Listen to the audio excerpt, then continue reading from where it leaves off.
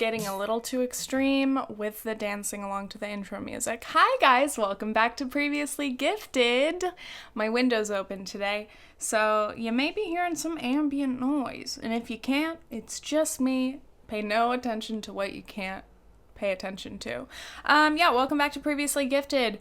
This week, just to gloss over what we will be heavily glossing over, I want to discuss my miracle shopping trip, some Starbucks problems, and wild country, to name a few things. I'm sure I will get off track and talk about many other things. But thank you guys for listening, as always. Thank you for your YouTube comments. Make sure you subscribe, leave a comment, leave an iTunes review, and most importantly, become a patron. If you go to patreon.com/previouslygifted, you can see how you can support the podcast, aka me. And also, I will be posting exclusively on my Patreon this summer because I'll be taking a hiatus. So the only way you'll be able to hear any podcast episodes from me over basically the next 2 months, June through August basically, is through Patreon because I won't have time to do videos and it will be only audio. But if you care about me, you'll do it. And if you don't care about me, see you in the fucking fall. Okay? I gotta give a shout out to my patrons, most importantly, my sponsors. Shout out to Liz Walsh. I tried to change it up this time and say it in reverse order, and I fricked up. Liz Walsh, Jerome Nivens, Matt Barham, Lily Dillon, Eric Courtwright, Kirsty McCulloch, Hannah Baker, and Joni K. I love you guys. Thank you so much for continually supporting the pod. And thank you again. I just wanted to say, first of all, thank you. Secondly, I just wanted to say thank you. Okay, so let's jump right the frick in. My miracle shopping trip. I have to start further back than that. I, this year, have been on a path of wellness, mostly like making sure that I do all the health checkups that normal people do. We all know here in the US of A, a lot of us don't go to the doctor as often as we're supposed to, and that's very sketchy. But it's totally understandable when you have any sort of like insurance or affordability issues, and it's just like, fuck, you're like, I don't want to go even to the urgent care when I'm like deadly sick, let alone just call up the doc to see how things are, you know? What if that ends up costing me a lot of money? Anyway, this year I've been just trying to do checkups. So I've been doing my blood tests. I started birth control to get my crazy hormones out of whack, and actually it's been helping, I think. Also, I think the sunshine and not being in the dead of winter has helped, like my mental health and physical health and everything. But next up on my list was a trip to the dermatologist because I've never had a freckle check. And, you know, when you like hear of any medical problem or just literally anything, and then suddenly you're fearful that you have all the problems. That happened to me. I may have told this story before. I was watching a Lifetime movie a couple years back. And it was about this like random ordinary high school girl who got HIV from her random high school boyfriend. And like in that moment, I was like, wow, I've had sex. What if I have HIV right now and I don't know it?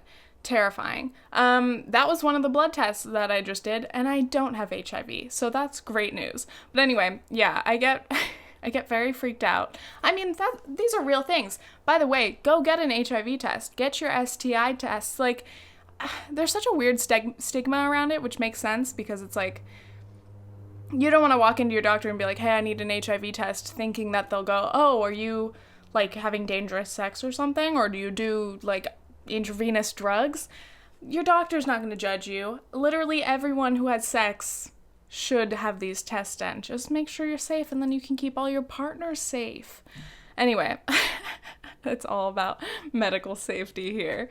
Another thing that I freaked myself out about is my skin and freckles and skin cancer.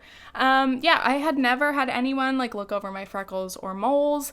And yeah, you know when you're Googling and it's showing you the A, B, C, D, E's, whatever, of skin cancer and all the things that could be potentially worrying. Oh man, like Nathan and I would like trade off and look at each other's skin and be like, oh, there's kind of a questionable one on your back here. And then you just sit there and you're like, okay, cool. So I could have, you know, a cancerous tumor growing in my skin right now. Or this could just be an ordinary freckle or mole. So anyway, I finally booked an appointment to see a dermatologist for the first time, just for an annual skin check, which they also told me that I don't need to do that annually. You pretty much only have to do like very frequent skin checks with a doctor, like if you've had skin cancer in the past or if you're like very, very susceptible to it, if it's like in your family history and stuff, but like truly anyone could get it. So it is good to just check in. Anyway, I went to the dermatologist. It was in this really swanky medical building, and I suddenly felt like I was on like Grey's Anatomy, but not in a hospital, you know? I was like, wow, this is really nice. And I walk up to like the receptionist.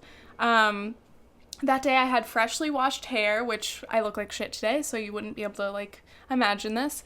My hair looked really nice, and I did do my signature like red eyeshadow that I'm doing recently.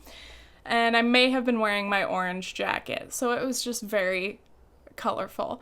I walk up to the reception, and the lady's like, she looks up and sees me, and she's like, oh my god, your eyes are so pretty. Like, I saw your eyes, and I thought you had contacts. Wow, and your makeup, and your hair. She's like, wow, your whole look goes together so well. Look. She grabs the two people sitting next to her who couldn't see me because of, like, some dividers. So they both come into my visual frame, and they're like, oh, yeah, okay, yeah, wow.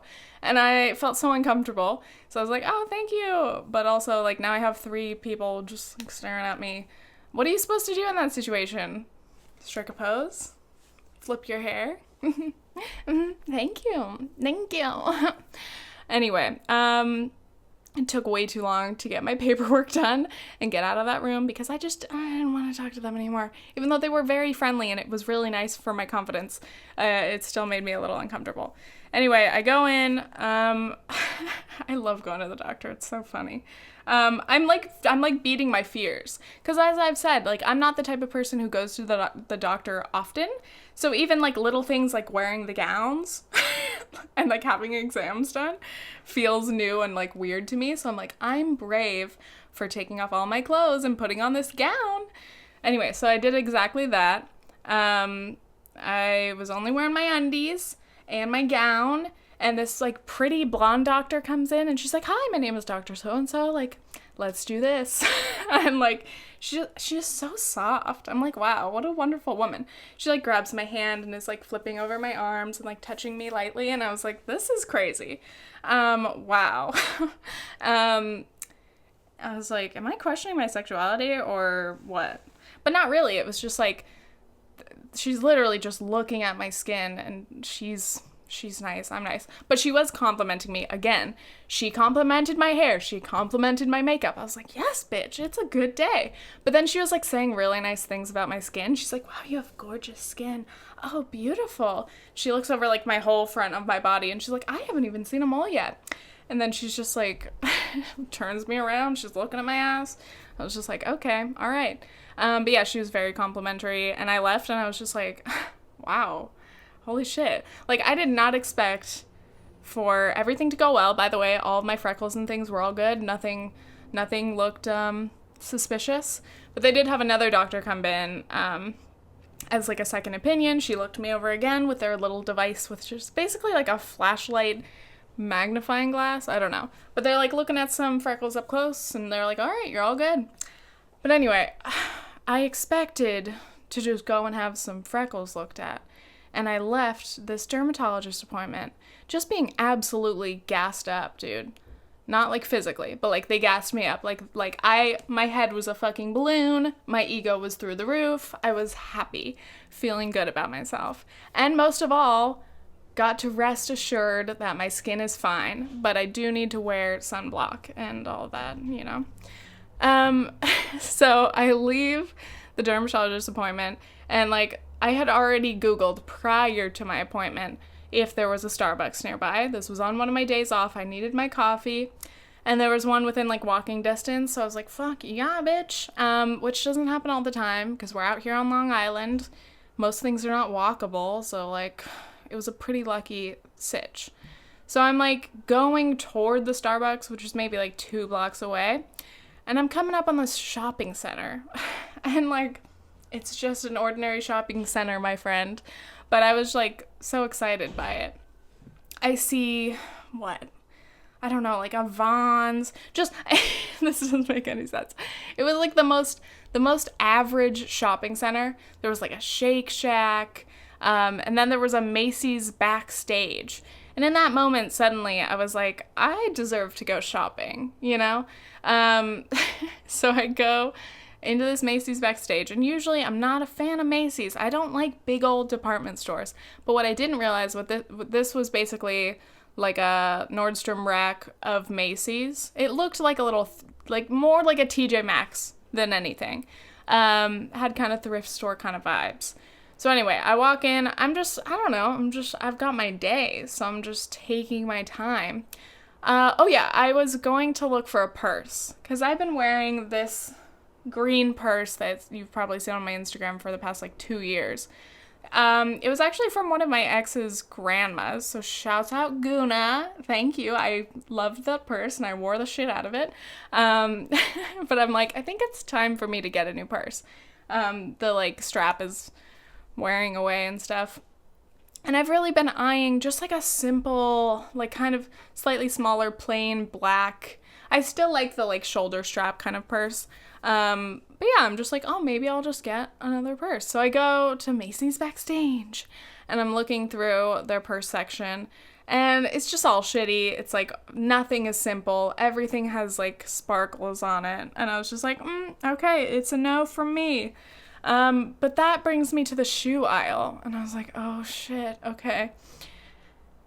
The first thing I saw were these, I would describe them as platform slides, platform sandals, Tommy Hilfiger. These ones were black, white, and blue, mostly black and white. But they're just these platform, they were very 90s, they were kind of foamy, and I just grabbed them and I tried them on. They were very comfy. They were too big for me. They definitely ran small, but they were a size 10 and I'm usually a size 8. So I was these are too big for me, but they were on sale. They were $25, usually about 50, 60, I don't know. So I start Googling them because I'm are these worth it? When did these shoes even come out? Are they 5 years old? Are they kind of a current style? It doesn't really matter to me, but I wanted to know how good of a deal $25 was, you know? If I could find the perfect pair in my size on eBay or Depop, whatever, I would do that. So I'm sitting here I was wearing my socks and then I put on the sandals. They were fucking dope. They were very comfy. But I'm just sitting on one of those little stools, Googling and just wearing the shoes for way too long. And then I decide, no, they're not my size. I'm not going to do it. But then I look through all the other aisles and then I do find them in 8s, but not in 9s. And like I said, they ran small. So an 8 didn't fit me right. I was oh my God, this is so rude, you know? But then I was okay, it's a sign that I shouldn't buy it. Meanwhile, I was Instagram storying the whole thing. So if you saw that on Instagram, shouts out, I did not end up buying them. And I was all right, I have to leave the store. But leaving the store, I see all the clothing and so many things caught my eye. I went straight for these funky short little tie shirts. There was a red Hawaiian style one and then a bunch of other ones. And I just kept finding amazing things, which rarely happens to me. I don't usually like shopping in a regular kind of store. I like thrift shopping because it's that kind of sense of just discovering something or stumbling upon the one perfect item. So that's kind of what it felt like. You know how in a TJ Maxx, there's no order. Everything is just thrown all around. If you find one thing or one size of something, there's no guarantee that you'll find any other ones anywhere. So I was just going for it. And I found these pants that jumped out at me, and they were brown high-waisted corduroys, which is like one of my top 3 like on the lookout items of all time. Like, I don't know what it is about corduroys. I fucking love them. I do have one pair that's like skinny, but it's absolutely like wrong. They don't fit very well. Very disappointing. I still wear them sometimes, but they're sad. So I found these. They're high-waisted. They're bell bottoms. And they're from Free People. The tag says originally $128, on sale for $4.94. Are you fucking kidding? Free People jeans? $4? What the fuck? That was by far the cheapest thing that I saw in that store. I was like, do they understand what Free People is? I don't know. It blew my mind. It had been reduced like many times. So I was like, okay, I guess these pants just aren't anybody else's style, but I'm into them. And then I look, and they're like a 25 waist. And I was like, that's like not my size. Like, I don't even know what my size is ever, but I think it's between like a 27, I don't know, 26, 27. So I kept grabbing a bunch of shit, and I went to the dressing room, and like, I'm like crying, but that's because I'm choking, but also I'm emotional. I put on the first shirt. I'm like, this is dope. And then I grabbed the pants, and I'm like, these aren't gonna fit. I'm putting them on over my legs. They're stretching nicely, and I'm like, oh shit. And I'm like, is this the actual Sisterhood of the Traveling Pants? Because I put them on, and they fit unbuttoned. And I start to button them, and they fucking fit, dude. They were so stretchy, and I was like, what the fuck is this? Like, you do not just find pants that fit, you know? Unless, I don't know, maybe you're a guy. Pants fit you guys easily. As a woman, finding pants that fit you, that fit your waist, that fit your butt. Oh my god, they fit my butt so well. They look so cute. The only issue is they're a little long, but I have these like bright kind of blue high-waisted bell bottoms, and I wear those with my like big black chunky like platform shoes. That's the only way I can wear those jeans. So I was like, oh, I'll just do the same thing with these pants. Needless to say, I bought the Forever 20 what? Oh my god. What if I lied to you guys? And I was like, yeah, they're from Free People, and they were from Forever 21. No, I lied. I bought the Free People $5 Miracle pants, as well as some other shirts and like a little kind of jumpsuit thing. I'm looking at it over there.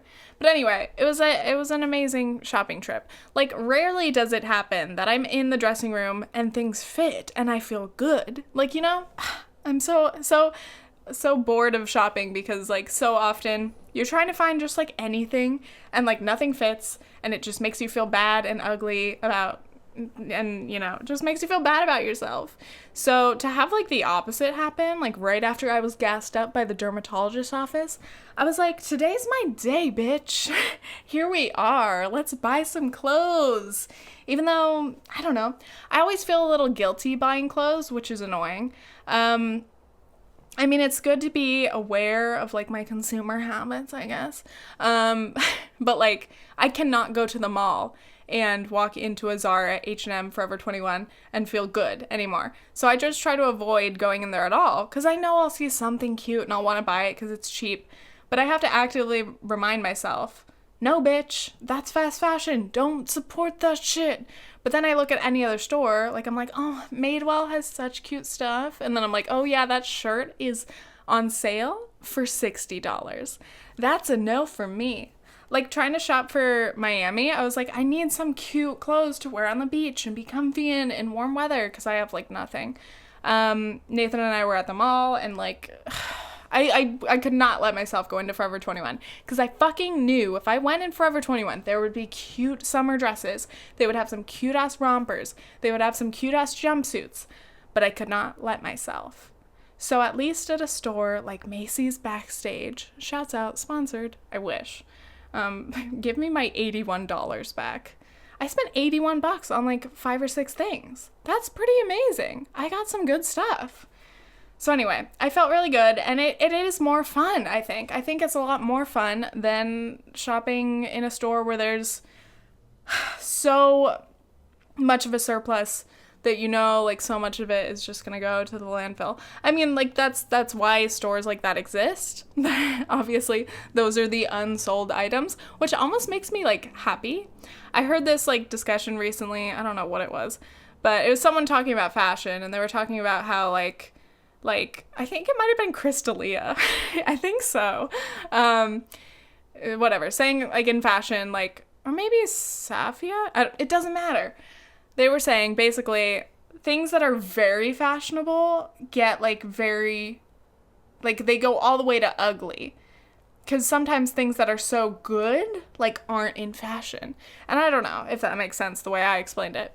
But it kind of explains, like, my sense of style, because I've always joked that, like, the things I'm most attracted to when shopping are the things that, like, I look at it and I'm like, oh, that's hideous, I want it. So that's kind of the reaction I had with, like, half the stuff that I just bought. But it was so fun. And it is fun to know, like, these things didn't necessarily make it, or even they were just like the last of its size or whatever. I really would be interested in looking into how stores like TJ Maxx and all of these like leftover stock stores work. I don't care how they work though, because they give me discounts and it's a little bit more of an adventure to find things. I talked about this for goddamn way too long. I'm gonna take a break and then we'll get back to talk about other things. Okay?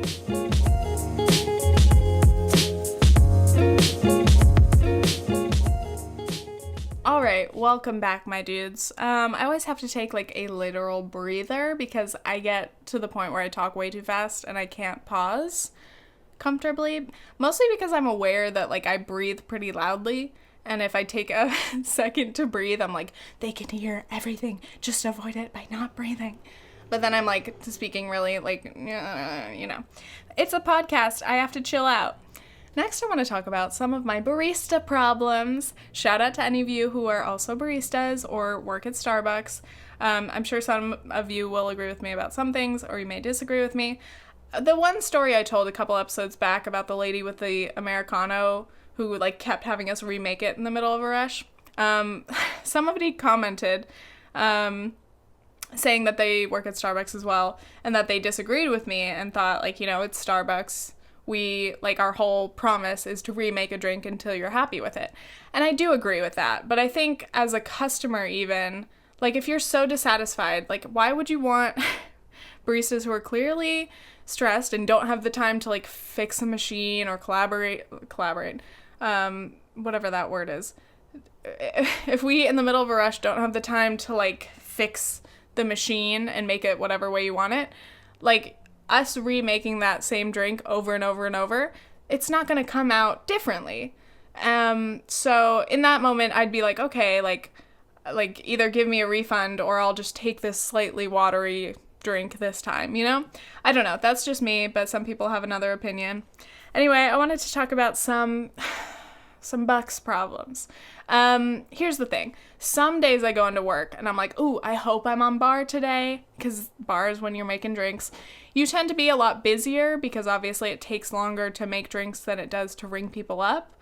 So when you're on register, at least I find like, you ring somebody up and then you're just standing there and you're planted, which means that you have to stay like at the register. You can't go around and do other things. So like, it's not like every time there's a lull, you feel obligated to go clean something or restock something on register.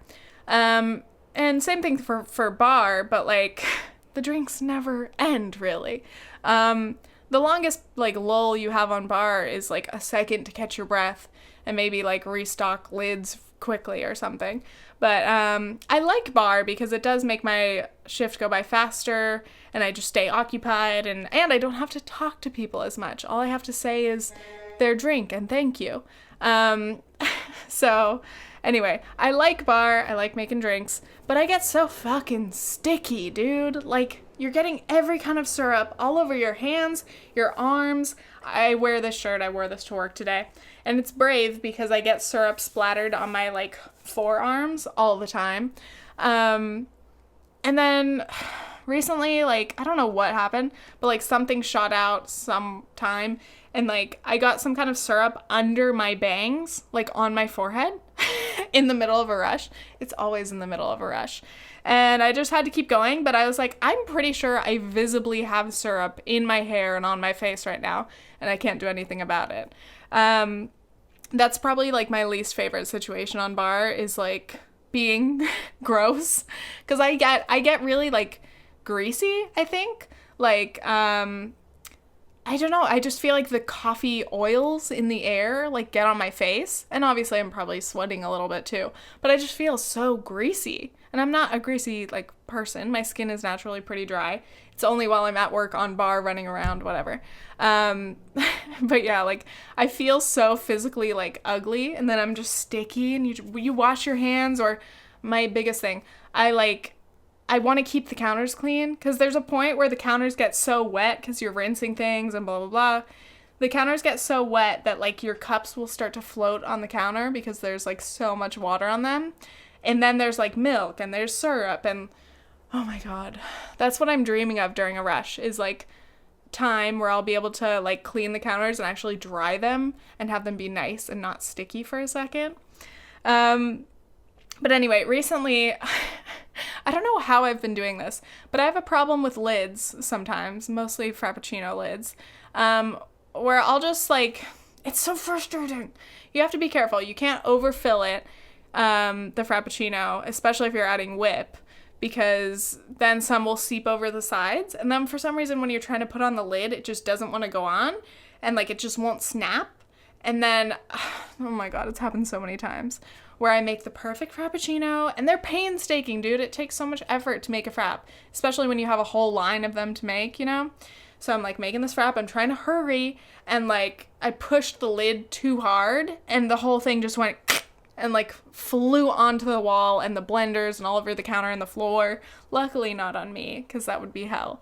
But I just stood there like, nice.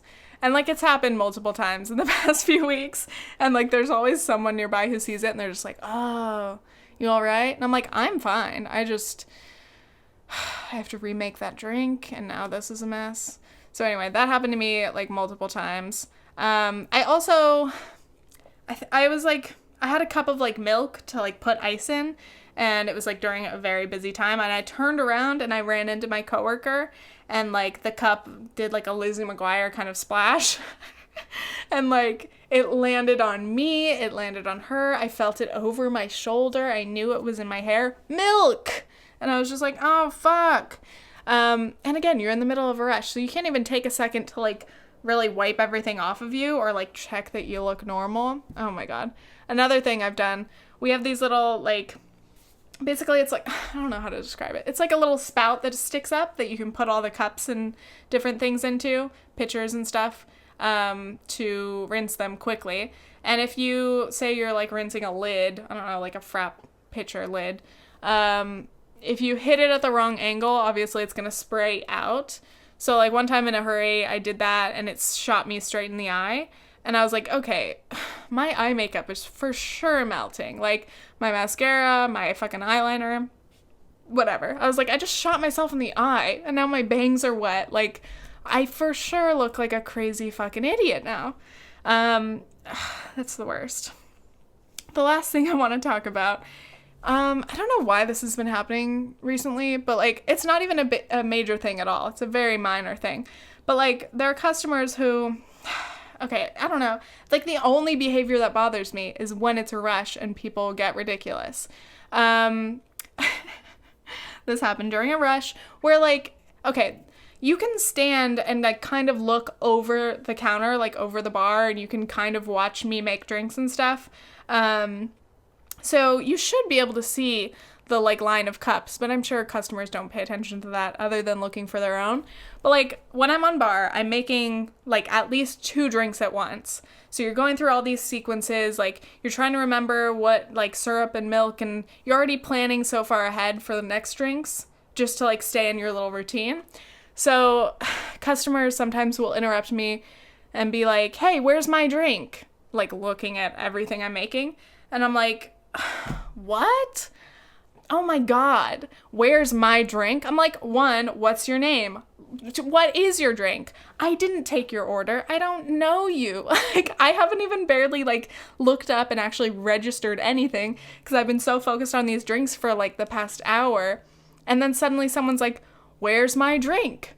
And I'm like, the time that it's taking, that you're distracting me in this moment is throwing off my whole sequence. It's throwing off my routine. And I don't know what your drink is. So then they say their name, and like it's always behind like a long line of mobile orders or something, which is so annoying. And like I've seen customers in the store get annoyed when like I'm making drinks and I'm just making the next one that's in line. Like I'm not really looking, but I'll go like mobile order for so-and-so, mobile order for so-and-so, and they're like, and I'm like, they're mobile orders. I still have to make them. Like, I know you've been waiting, but like these 10 drinks came in front of you. And if they're not ready when this person comes in, they're going to be pissed because they ordered in advance. And then there's always the person who's like, I'm in a rush. I have to go. I'm going to miss my train. And I'm like, what's your drink? Oh, it's like 6 cups behind. Like, did you give yourself 3 minutes to get a drink? Like, you came in here, you stood in line, you saw how busy it was. And you still, I mean, I don't know. I get it. People are in a hurry. But if you're in that much of a hurry, either plan ahead in mobile order or don't get your Starbucks right before you've got to leave or you've got to go to your train or go to freaking school, you know? It's aggravating. I have to remind myself, it's fine. They're just people. They just want their coffee. But I'm like, dude, plan better. Like, that's it, dude. It's not that big. Like, I don't know. But me as the barista, in that moment, I'm just like, you're stressing me out, man. Like, you need to calm down. I can't necessarily have your drink cut all these other people. Because guess what? There are other customers who ordered in store like you who are probably also trying to get somewhere. And they're not coming at me expecting me to let them cut the drink line or something. It's crazy. It is truly crazy how busy we get, you know, during like an actual rush. The drinks can build up so much, especially when you throw in frappuccinos. Fraps take so much longer than other drinks. It's like if I had 30 cups lined up that were all iced coffees, it'd be done so fast. If I get 30 frappuccinos, that's gonna take forever. We had happy hour recently, which was like half off frappuccinos after 3 p.m. And it was terrifying. I wasn't even on bar for that, which I was so glad about. I was on register, but just like seeing the line like wrap down one counter and down like another counter, it just like, it was endless. I feel like I'm gonna sneeze, so let me take a break. Anyway, that's the end of my rambling about Starbucks. I just wanted to mention those few things. And for those of you who work in the service industry or are baristas or whatever, please, share some experiences down below, either of embarrassing, like, oh, I spilled all over myself, fuck, moments, or just not, like, ridiculous customer requests, because, like, I haven't had anyone be absolutely ridiculous, but, like, some people are very, like, not understanding, you know, and it's just, like, I just don't have the time to deal with it. I'm like, talk to my supervisor, I'm literally busy. I just want to tell you guys also about one guy. I'm still on the brink of a sneeze, but I'm just going to keep going through it. Now my nose is like stuffed. Ugh, there's so much dust in here. I have one regular customer who comes in and he's like kind of this like manly, like older man. He's got a mustache, I think. And like when I was new, I remember him ordering his coffee. And this is like totally throwing him under the bus, but I just want to tell the story. He doesn't listen to my podcast, don't worry. He comes up, orders a bold, which is our dark roast, grande bold, very standard cup of coffee. Our usual thing is a cup and then the little sleeve, obviously. So I like get his coffee, I sleeve it, and then he goes, oh, I don't want a sleeve, I want double cupped. Sleeves are first. I'm ruining this delivery. Okay, rewind. I grab his coffee with a sleeve, I give it to him, and he goes, I don't want the sleeve. Sleeves are for sissies. I want it double cupped. And I was like, you're like a man of retired age, and you just told me you want your coffee double cupped because sleeves are for sissies. It made me so confused, but now it just makes me laugh. This dude comes in all the time. I bet he was in there today. I think I saw him. But like now I know, so I'll double cup it right away and blah, blah, blah. But he still said it. Like this week he said it. Like I was like, double cupped? He's like, yep, no sleeve for me. Those are for sissies. And I was like, like I was like literally like giggling to myself as I was filling up his coffee and my back was turned to him. Because I was like, I almost want to have like a little confrontation with this dude and talk about toxic masculinity. Because I'm just like, man, what happened? Like, why do you think putting a sleeve on your coffee cup is a sissy move? There's so much going on here, so much to dig into, but like, I just want to have a conversation. I'm like, what else is for sissies? Recently, I also asked if he wanted room for milk, which I thought that he would say, no, that's for sissies, because like milk, obviously for sissies, right? But no, he said yes to some room. It was just funny. I'm like, I wish I could like play a game with this guy, like hold up various objects or like ask him different questions and just see what he would classify as for sissies. Also just the fact that he used the term for sissies, or did he say wussies? He definitely didn't say pussies, because that would be too much for me. I'd be like, okay, now you've gone too far, sir. Excuse me, sir, do not use that language in my establishment. Excuse me, sir, as a Starbucks partner, I'm gonna have to ask you to leave because you said the P word in a derogatory way. Just kidding, that is not our company policy. We'll let you do whatever the fuck you want, because this is Starbucks. Anyway, yeah, I'm gonna take a break. I'll be right back.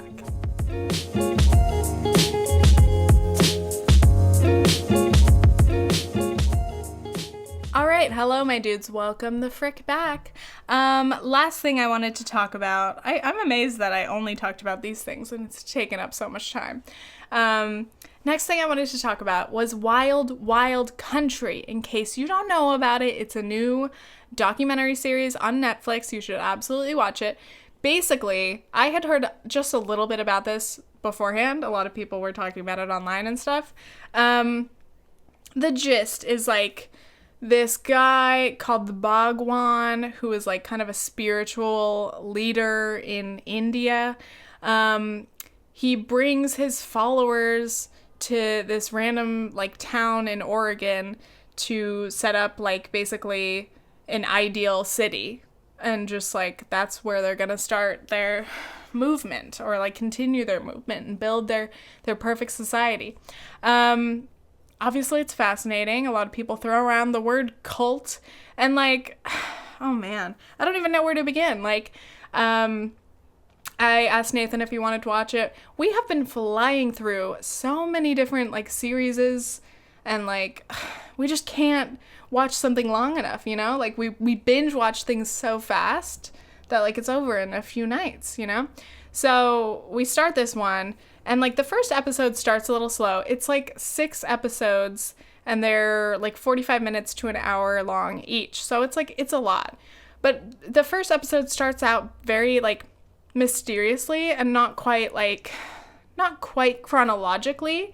But it introduces, like, the main talking heads of the documentary, and, like, for the first, like, 30 minutes of the first episode, you're just trying to understand what the fuck is happening. You're like, I know it's gonna be about this dude.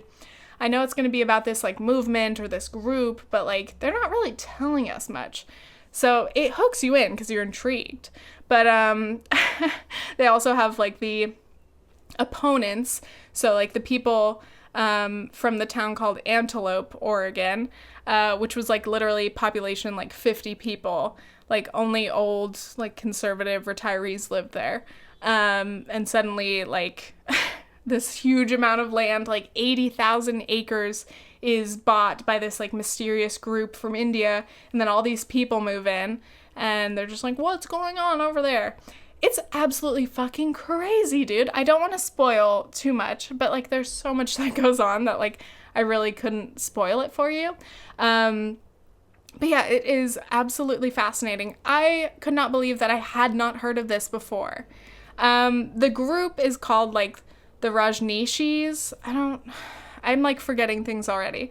But basically there's the Bhagwan. He's like this symbol and he's like the leader, and he does his like talks on everything from like spiritualism to capitalism to religion to sex, drugs, like, you know, he's basically like a very liberal and modern religious leader, I guess, but also he says he's like against religion, or he's not part of any religion. So it's like this like spiritual thing. He leads these like very controversial, like modern new age meditations that are very like wild. But anyway, like this was happening like starting in the late 60s, I think, the movement in India. And it was 1981, I think, when they first moved to Oregon. But it's like people from all over the world. A lot of people were very intelligent, you know, they were professionals, they were doctors, lawyers, you know, super educated and just like rational people. They got tired of leading their regular lives and they wanted to experience something different, you know, as people do. So in seeking like some kind of enlightenment or purpose or, you know, just a different like pace of life, they all become followers and they become Rajneeshis. And God, it's absolutely crazy. It's crazy. I don't know. I might spoil a little bit. So if you haven't heard, maybe skip ahead a little bit. Basically, it's like throughout the 6 parts of this documentary, I go from sympathizing with different people to completely like changing my perspective on them. Like Sheila is the personal assistant or secretary to the Bhagwan for like the bulk of this whole movement to Oregon and all of the major things that they do. They did construct, like their actual construction and design of the city is absolutely incredible. It was called Rajneeshpuram. They built like a perfectly designed city. It was sustainable. It wanted to be self-sufficient. It was beautiful, and incredible. It baffles me. Clearly very smart and talented people and so hardworking, but like, I don't know. They're so devoted to the Bhagwan, and this movement, and like there's so much footage of everything because they wanted to document themselves. So like there's so much firsthand footage, and everyone you see is just smiling and laughing, literally 100% of the time. And they also only wear red. Dude, it starts off as like this orangey color, and then finally their palette is like, you can wear red, orange, pink-ish colors. And it's like, it's so fascinating. It's so interesting. But anyway, like Sheila, who is the Bhagwan's like second hand, basically, she was behind and in charge of so many of the projects and the way that the media like handled the community, the city.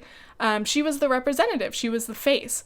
And like, she is a badass, crazy woman. But like, my perspective went from like, I don't know about her. She seems too committed to the Bhagwan. Like, she says she's in love with him. She's obsessed with him. She would die for him, whatever. And then by the end, she's committed so many crimes and she's just like, she's gone wild. And oh my God, it's just like, but by the end, I'm like cheering for Sheila because I'm like, fuck, I don't know. But anyway, this is probably making no sense, but it's just, you have to watch it. It's really good. I want to have like a full debate. I could have honestly done like a full podcast episode after watching each segment or like every 2 because there's so much to unpack. But like, one thing I'll say is I really wanted to see more of like, because there gets to be a lot of like political drama and like cultural drama, like between the government and like the rest of Oregon versus this city and this community. It gets very complicated.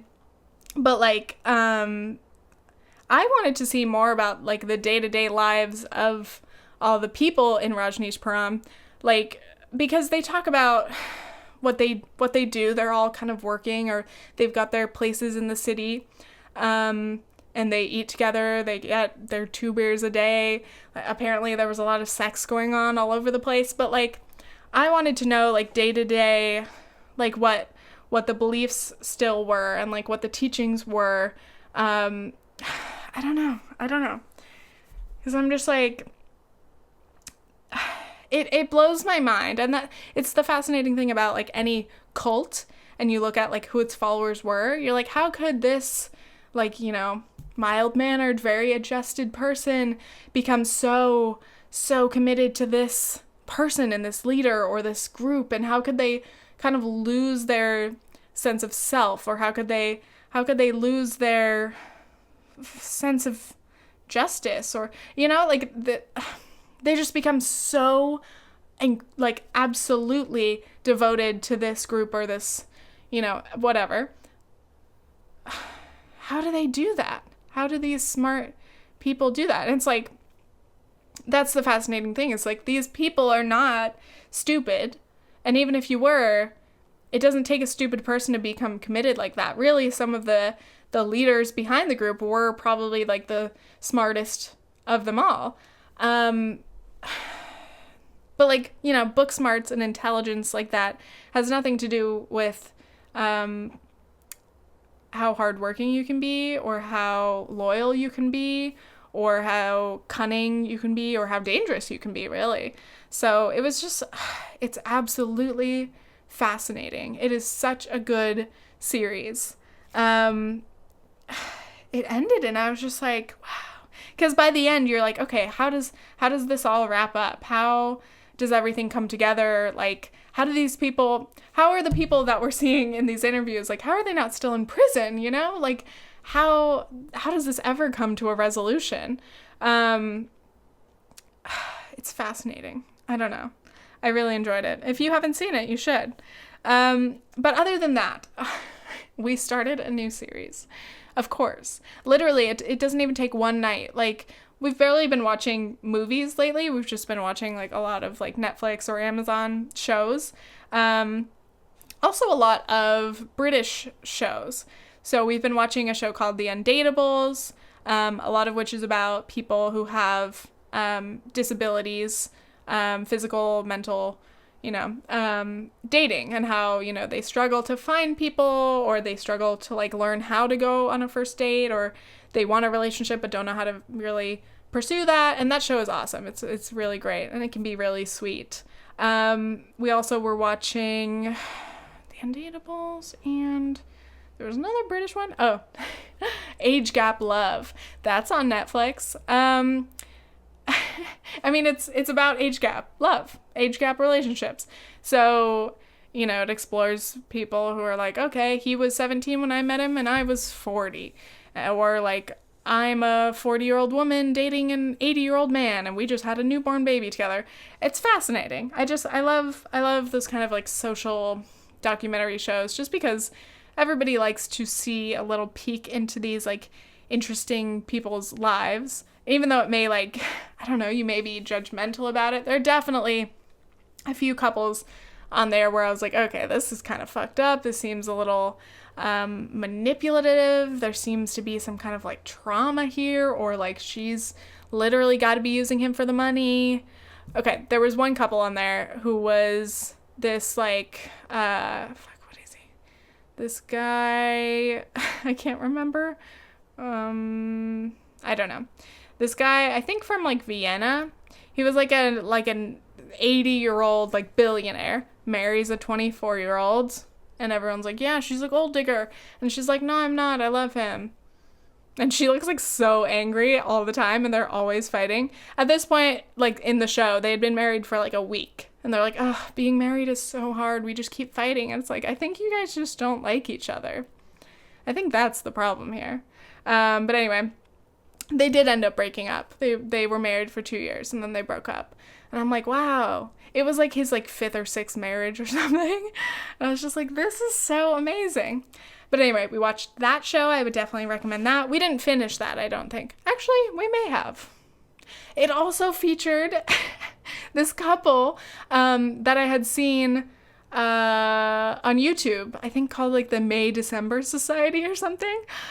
Dude, I was so disturbed when this popped up on like my main page. It popped up for a lot of people randomly, like being recommended.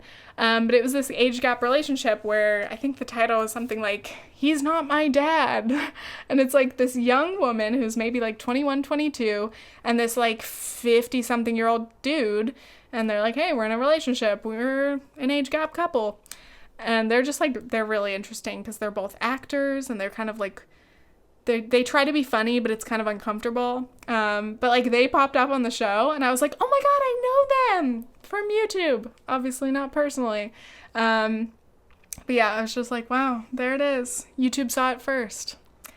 But yeah, the most recent show I've been watching is Embarrassing Bodies, which is also on Netflix. Bless up Netflix for having so many programs from the UK, and suddenly I'm very interested in watching British reality series. Embarrassing Bodies is literally just a kind of an informative like medical show, but it's like, you know, entertaining. Apparently it's on Channel 4, Nathan has told me this, which is like a very like sex positive and open channel. It's also where Naked Attraction is hosted. So just, you know, the British people being very open about their bodies and embarrassing things. But this all comes all the way back around to like my medical worries, you know, being a little bit of a, what's that word when you think that you're always sick? I don't remember. Anyway, watching Embarrassing Bodies, they straight up show everything. Nothing is censored, dude. Nothing is censored, which is funny because like my American mind is like, oh my God, they're showing uncensored vaginas on TV. But they're showing everything. Holy shit, my God. There was this, we just watched an episode last night with verrucas, which are like warts that get really big. I don't know. This little girl had so many verrucas on her foot. It was absolutely disgusting. It was literally like Groot, but like a human foot. Oh my God. It was horrifying. You absolutely cannot eat while watching the show. And it's funny because like when Nathan and I sit down to like start watching our show for the night, it's always like right after we've made dinner. So we'll just bring our food in here and like eat a little bit while we're watching it. But we started the show and we were like, no, we cannot eat during any segment of this show. Oh, God.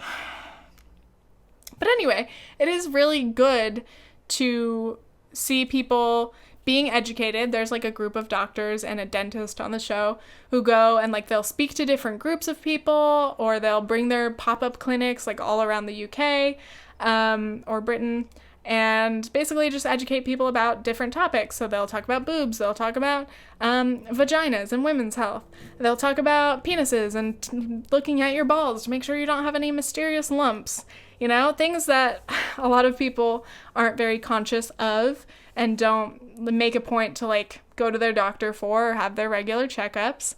And, you know, obviously like your first line of defense in any kind of health situation is like self-monitoring, because if you don't go to your doctor and ask about it, they're never gonna notice a lot of these issues. But dudes, there's some crazy shit that's happened on that show. So many crazy things, and I'm just like, ouch. Some people deal with like just some gnarly problems.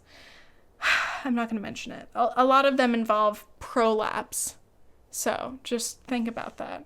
My camera's about to die and I'm very tired, so I'm gonna leave it here for now, but I hopefully you have some new shows to watch on Netflix, and I hope that you enjoyed this episode. Make sure you leave a comment and leave an iTunes review, please and thank you, and become a patron if you really, really, really love me. Okay, thanks, bye.